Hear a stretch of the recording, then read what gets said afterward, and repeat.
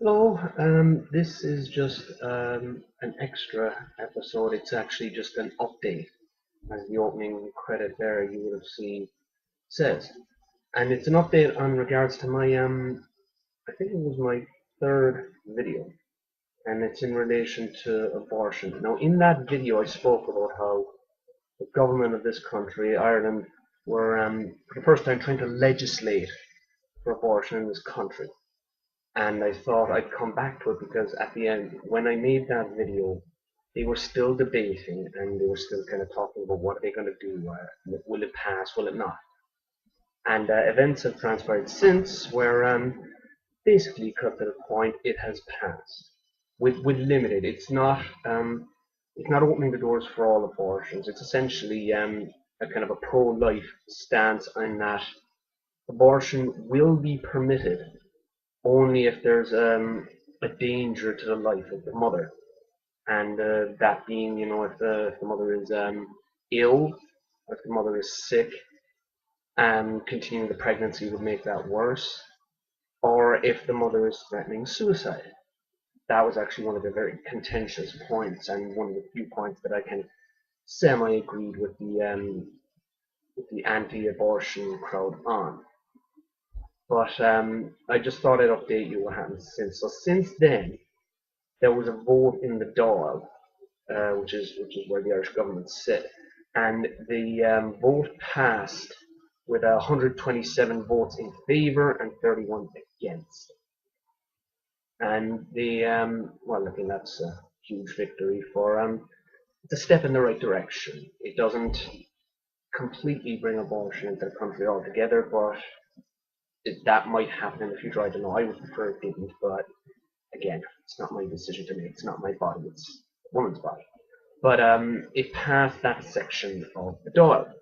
Now, it actually had to go through another set of votes, something called the Seanad in this country. I think the American equivalent is the Senate. It basically had to go to them, and they had to debate it for a while. They debated back and forth. They debated over a couple of days, and in the end, it passed there as well. And what essentially had to be done then is once it was passed in the Senate, it had to be sent to President Michael D. Higgins. And he essentially it doesn't become law unless he signs it. So what essentially he had to do is he got the law, the bill, or whatever you want to call it. He read it, and then he had two options. He could either sign it straight away outright and have it become law, or he could refer it to the courts and they would answer the question, is this against the Constitution? And he's gladly, he chose to sign it. He consulted with varying people, but he never referred it to the courts. That was his option. He could have done that, but he didn't. He essentially read it over, consulted with his people, decided, okay, this is fine by me, signed it, and frankly, now it's law. Now the anti-abortion crowd are understandably pissed.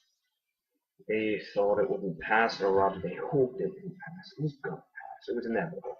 But they're not happy with it, and I have no doubt in the coming days or weeks they're going to be they're going to go to the courts. They're going to do all sorts. They're going to have their protests. They're going to kick up a stink and cause a fuss. But in the end, they will win.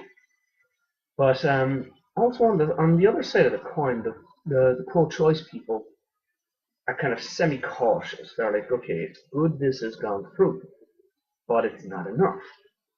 Because I think so. I think the most of the pro-choice crowd they want to bring in abortion like it is in America and in England, which is essentially abortion for whatever reason of your choosing, providing it's a legitimate one.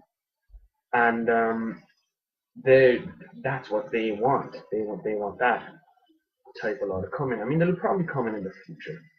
I don't know. As I said earlier, I hope it doesn't, but you never know.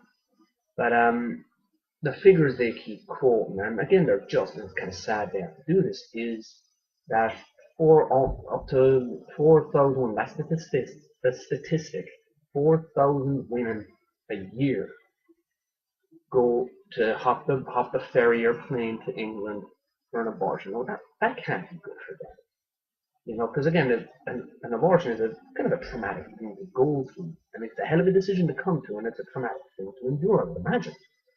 But to export the problem, I mean, essentially that's all this is. It's like export the problem. Actually, do it over there. Do it over there. As much as they're like, we don't want abortion here, they're not exactly going to stop people from traveling to get it done either. And I'd be for it in that sense. I mean, again, if you're going through a trauma like that, you want your family around, you want support. You know what I mean? To hop a plane or a boat to England, sit in the waiting room by yourself, and go through all that trauma, it can't be good for the mind. So I would hope that that's the way it goes. I mean, again, as I've already said, I'm anti-abortion, but I'm pro-choice. I said in a previous video what I meant by that. I won't say it again here. But so I hope the right decision is made. Okay. So anyway, that was just a quick update on that video. Thanks for watching, and I'll be posting a new video again soon. So take care. Bye.